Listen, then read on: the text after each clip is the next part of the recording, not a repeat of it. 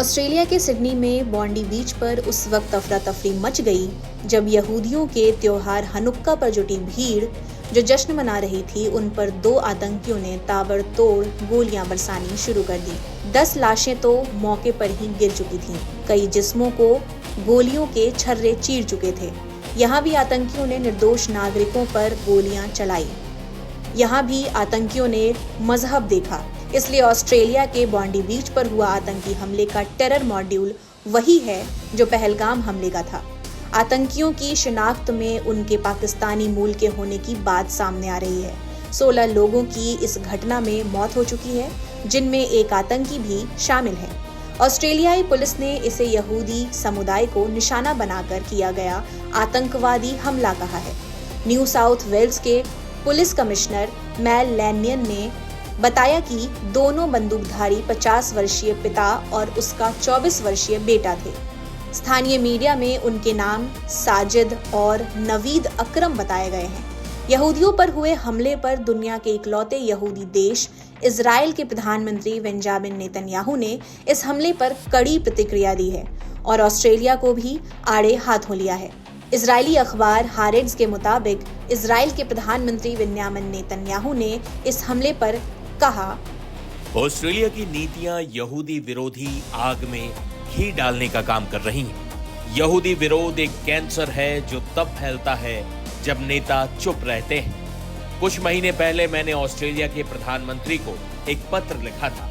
मैंने उन्हें लिखा था कि उनकी नीति यहूदी विरोधी आग में घी डालती है। यह आपकी सड़कों पर यहूदियों के प्रति नफरत को बढ़ावा देती है। यहूदी विरोधियों के खिलाफ मौजूदा कमजोर रुख के बजाय उनसे ताकत से निपटना होगा। आज ऑस्ट्रेलिया में ऐसा नहीं हुआ।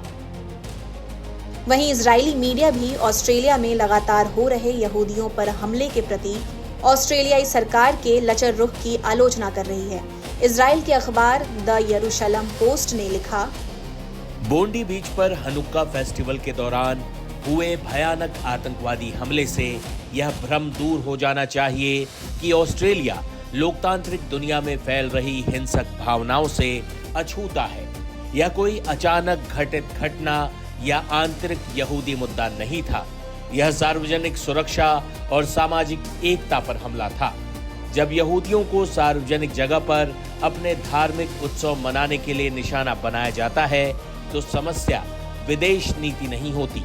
समस्या होती है देश की अपनी सबसे बुनियादी जिम्मेदारी निभाने में नाकामी, अपने नागरिकों की रक्षा करना। कई महीनों से ऑस्ट्रेलिया के यहूदी समुदाय चेतावनी दे रहे थे कि यहूदी विरोधी घटनाएं तेजी से बढ़ रही हैं। एक रिपोर्ट के मुताबिक बीते 1 साल में ऑस्ट्रेलिया में 1600 से ज्यादा यहूदी विरोधी घटनाएं दर्ज की गईं, जिनमें दर्जनों हमले और तोड़फोड़ की घटनाएं और सैकड़ों अन्य अपमानजनक या धमकी भरे मामले शामिल हैं। बता दें कि ऑस्ट्रेलिया के प्रधानमंत्री अल्बनीज ने भी इस घटना पर तीखी प्रतिक्रिया दी है। उन्होंने कहा, कल हमने जो देखा वो बुराई का क्रूरतम रूप था। आतंकवाद का इतना जघन्य कृत्य, वो भी हमारी ऑस्ट्रेलियाई धरती पर।